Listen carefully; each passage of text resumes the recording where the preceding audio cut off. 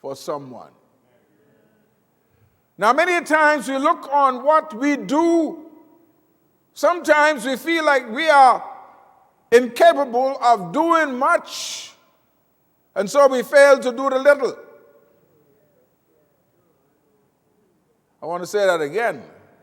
Sometimes we fail because we feel like we can't do much, so we fail to do the little. We used to sing a song some time ago, "Little is much when God is in it." And so the little you think that it's not enough to be done in society is what society needs. It's what society needs.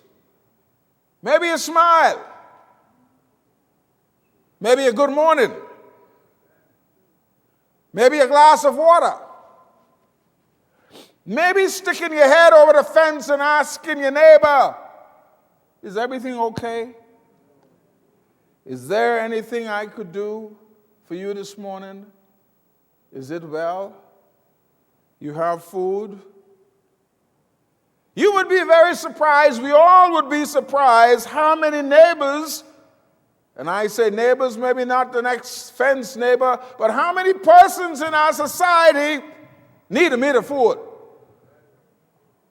You know what? We have more than enough to rake into the garbage bin, while someone is starving and dying for hunger. Maybe not just your immediate neighbor, maybe someone down the street. Maybe we ought to become friendly with someone whereby we would be able to say, "You know, I often cook enough to take an extra plate out, and you just fix that up and carry it to that person on the Jericho Road who is hurting and who is suffering and who needs someone to extend a hand." If I may join the writer of the dictionary by adding a bit more definition to his work, and I believe this is the High Roads Dictionary, I would say that compassion is one extending a hand to someone who is hurting. Now, if you want to note the story here, this man on the road of Jericho, he was not calling out to the priests and the Levites who was passing on the other side. He was in such pain and such agony and so battered and so bruised, he just lay there. So what am I saying? There are going to be times when we have to seek people out. There are going to be times when we have to go where they are. There are going to be times when we just have to open our eyes and see what is happening. You don't need to be a rocket scientist to see that some people are hurting. Some of us dress good and look good, but boy, look here. You don't know. You're hurting. And just a small step over the other side could reveal to us what is going on in the person's life.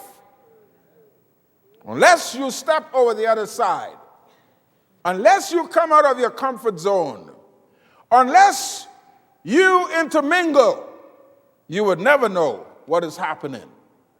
What was Christ's example?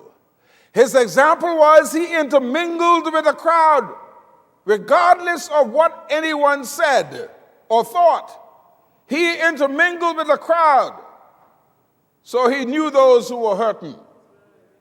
We have become a select group of people, celebrators, if I may call us, where we have a special club.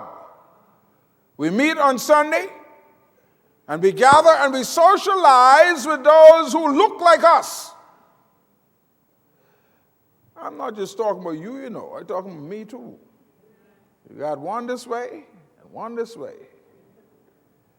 And we were trained not to point fingers, but if you can point it, make sure one is coming back.